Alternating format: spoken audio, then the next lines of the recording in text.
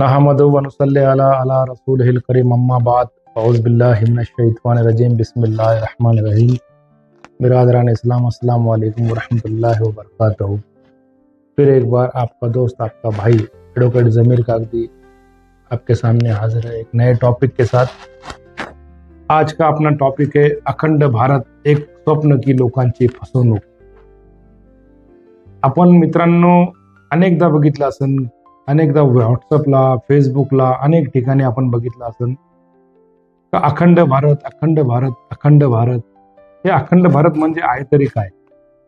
आज आपण बोलणार आहोत एका अशा संकल्पनेवर जी ऐकायला खूप गोड वाटते, अखंड भारत। पण अखंड भारत म्हणजे काय, खरोखरच हा साध्य होऊ शकणारा प्रकल्प आहे का, ही फक्त RSS आणि त्यांच्या संघटनांनी लोकांना भावनिक गुलाम बनवण्यासाठी तयार केलेला एक खोटा फेक नॅरेटिव्ह आहे। हे आपण आजच्या आपल्या या एपिसोडमध्ये बघूया। अखंड भारताची कल्पना। तर अखंड भारत म्हणजे काय आहे।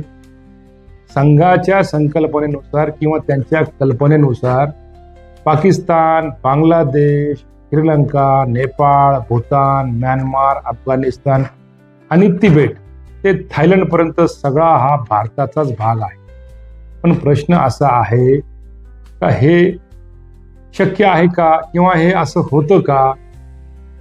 आता आपण जर बघितलं तर जुने नकाशे जर आपण इतिहासातले बघितले तर हा जुन्या साम्राज्यांच्या इतिहासावर आधारित हा विषय आहे। वेगवेगळ्या काळात राजांनी वेगवेगळी भूभाग जिंकली होती। मग हे सगळ्या आजच्या काळात भारताचा हिस्सा कसं काय होणार आणि हा भारतामध्ये कसा काय हा सगळा भाग आपण विलीन करणार। संघाचा हा जो दुटप्पी भूमिका आहे, संघाचे ही जी दुटप्पे वागणं आहे, लोकांना मूर्ख बनवणं आहे, त्याच्यातला एक भाग म्हणजे अफगाणिस्तानातून मोगल भारतात आले। मोगल भारतात आल्याच्या नंतर त्यांनी या मोगलांना सांगितलं का हे म्लेच्छ आहे, हे आक्रांत आहे, हे विदेशी आक्रांत आहे। आता जर तुमच्या अखंड भारताच्या संकल्पनेत जर अफगाणिस्तान हा तुमचा भाग आहे, हा तुमच्या संकल्पनेनुसार हा भारताचा भाग आहे, तर मग हे विदेशी आक्रांत कसे काय आणि हे मग हे म्लेच्छ कसे काय। तर मित्रांनो याच्यातून त्यांचा मुस्लिम द्वेष दिसून येतो। मुस्लिम द्वेष काय आहे तर अखंड भारतातूनच आलेले आहेत ते, परंतु ते मुसलमान आहे म्हणून विदेशी आक्रांत आणि ते म्लेच्छ आहे, अशी ही त्यांची भंपक आणि खोटी संकल्पना जी दुटप्पीपणाची आहे, जी खोटी आहे, जी सोशल मीडियाच्या माध्यमातून सर्वसामान्य लोकांना फसवण्याच्या उद्देशाने ही संकल्पना सिस्टमॅटिक पद्धतीनं 2014 पासून राबवली गेलेली आहे। हा इतिहासाचा खेळ आहे, वास्तवाचा नाही।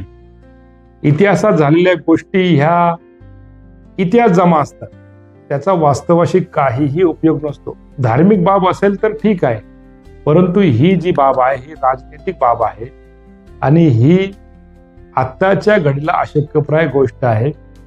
मग आपण असा विचार करू की लोकांची फसवणूक कशी काय होते।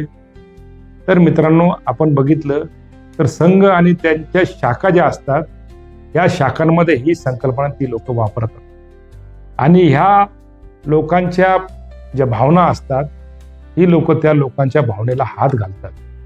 धर्म, मंदिर, गौरवशाली इतिहास, एकेकाळी आपलं होतं पुन्हा आपलंच होईल असा खोटा विश्वास पसरवतात। शालेय पातळीवर त्यांच्या संघटनांमध्ये मुलांच्या मनात ही बाब भरवली जाते, ही कल्पना भरवली जाते। प्रत्येक पिढीला असं सांगितलं जातं की एक दिवस अखंड भारत परत येणार म्हणजे येणारच। त्यांचे जर मोठ्या नेत्यांपासून, संघाच्या मोठ्या नेत्यांपासून तर खाली शाखेतला छोटासा स्वयंसेवक जर बघितला आपण तर पोट तिडकीने तो बोलणार का एक दिवस अखंड भारत ही संकल्पना साध्य होणार म्हणजे होणारच। मोदी है तो मुमकिन है, ह्या सगळ्या बेटी बचाओ बेटी पढाओ हे ते आमके हे घोषणा फक्त घोषणांचा पाऊस असतो, याच्यामध्ये काहीही वास्तव नसते। प्रत्यक्षात आजचे पाकिस्तान, बांगलादेश, नेपाळ, श्रीलंका यांना आपण आपलं राज्य बनवणं हे पूर्णपणे अवास्तव आहे, असं होऊच शकत नाही। याच्यात सगळ्यात मोठी आड आणि सगळ्यात मोठी अडचण म्हणजे आहे का आंतरराष्ट्रीय कायदे. संयुक्त राष्ट्र संघ, जागतिक राजकारण हे सगळं दुर्लक्षित केलं जातं आणि लोकांच्या अंधश्रद्धाळू विश्वासावर सत्तेचं राजकारण उभं केलं जातं आणि लोकांना खोटा आणि फेक नॅरेटिव्ह लोकांच्या डोक्यात ठासून भरला जातो आणि तो सोशल मीडियाच्या माध्यमातून लोकांच्या मनात उतरवला जातो आणि त्यातून आपलं राजकीय हित साध्य करण्याचा प्रयत्न केलेला असतो. इतिहास शिकवताना एक मोठा गैरसमज पसरवला जातो की संपूर्ण दक्षिण आशिया कायम भारताचाच भाग होता. पण आपण जर बघितलं तर वास्तव काय होते? मौर्य साम्राज्य, गुप्त साम्राज्य, मुघल, प्रत्येकाचं राज्य वेगवेगळ्या काळात वेगवेगळ्या भागांवर होतं. मोगलांच्या अगोदर शाही होत्या, आदिलशाही, निजामशाही, कुतुबशाही, इलियासशाही, बदरशाही, या शाह्यांच्या माध्यमातून ते वेगवेगळ्या प्रांतावर वेगवेगळ्या भूभागावर राज्य करत होते. अनेक प्रकारचे लोक अनेक या ठिकाणी येऊन गेले, भारतात सत्ता गाजून गेले, त्यांचे राज्य या ठिकाणी होते. त्यामुळं आपण असं सांगू शकत नाही, कारण की सतत बदलणाऱ्या सीमेवर आजचा भारत ठरवणं हे अतिशय चुकीचं आहे. इतिहासाचा गैरवापर करून लोकांच्या मनात अवास्तव अभिमान आणि दुसऱ्या धर्माविरुद्ध द्वेष निर्माण केला जातो आणि विशेष म्हणजे याच्यामध्ये मुस्लिम समाजाला टार्गेट केलं जातं आणि मुस्लिम समाजाकडे बोट दाखवून आपलं राजकीय हित या ठिकाणी साध्य करण्याचा संघ हा वारंवार प्रयत्न करत असतो. आता ह्यामध्ये आपण बघितलं तर खरं नुकसान कुणाचं आहे? तर याच्यामध्ये आपण ह्या सगळ्या बाबींचा बारकाईने अभ्यास केला तर ह्या खोट्या स्वप्नामुळे खरं नुकसान कोणाचं होतं?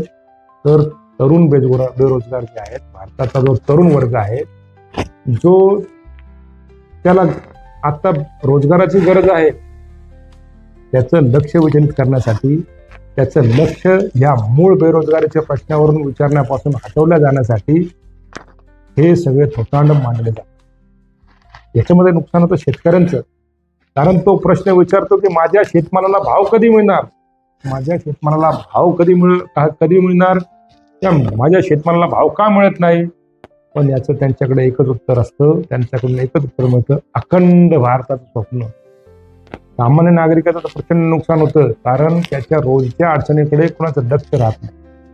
महागाई प्रचंड वाढलेली आहे, प्रचंड दयनीय अवस्था अर्थव्यवस्थेची झालेली आहे. पण 5 ट्रिलियन अमकं तमकं असं तसं या सगळ्या अखंड भारताच्या संकल्पना या खऱ्या अर्थानं लोकांच्या मूळ प्रश्नांकडून त्यांचं लक्ष बाजूला वळवण्यासंदर्भात ही युक्ती केलेली असते.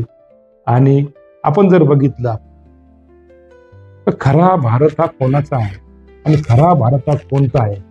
मित्रांनो, खरा भारत तो आहे. खरा भारत कोणाचा आहे? तर आपण सगळ्यात महत्वाचा हा मूल निवासी लोकांचा खरा भारत आहे. तसेच जिथे विविध धर्माचे लोक राहतात, तिथे विज्ञान, तंत्रज्ञान, शिक्षण आणि प्रगती आहे. जिथे लोकशाही आणि संविधान आहे, अशा ठिकाणी, ज्या ठिकाणी भारताची लोकशाहीचे पाळेमुळे खोलवर रुजलेली आहे, तो म्हणजे भारत आहे. आणि अखंड भारत म्हणजे फक्त नकाशा नव्हे, तर लोकांच्या हृदयातील एकता होय.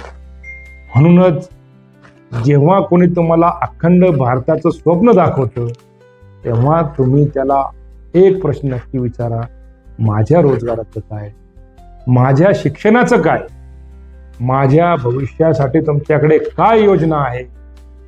कारण भारताला मोठं बनवायचं असेल तर त्याला फक्त नकाशा किंवा मॅप पुरता नाही, तर लोकांच्या जीवनात मूलभूत बदल घडवून आणण्यासंदर्भात आपल्याला बदल करावा लागेल.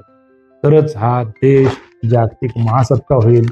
या देशामध्ये जी राज्यघटना आहे, त्या राज्यघटनेनुसार विविधता आणि विविधतेतून एकता हा जो मूळ पाया आहे आपल्या राज्यघटनेचा, आपल्या देशाचा, आपल्या लोकशाहीचा, जोपर्यंत ही लोकशाही मजबूत होत नाही, लोकशाहीचा पाया मजबूत राहत नाही आणि ह्या अशा भंपक संकल्पनेला लोक बळी पडणार नाही, तोपर्यंत हा देश, हा माझा प्रिय भारत देश कधीच महासत्ता बनू शकत नाही.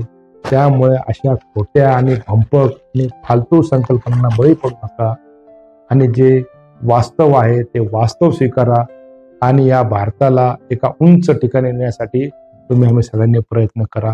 जय हिंद, जय महाराष्ट्र। वीडियो पसंद आई हो तो उसे ज़रूर लाइक करें, उसे शेयर करें और अपने कीमती राय कमेंट बॉक्स में ज़रूर डालें। और इसी तरह की मज़ीद वीडियो पाने के लिए चैनल को ज़रूर सब्सक्राइब करें और हमसे जुड़े रहने के लिए बेल आइकन की घंटी ज़रूर दबाएं। आपका अपना ज़मीर कागदी। अल्लाह हाफिज़।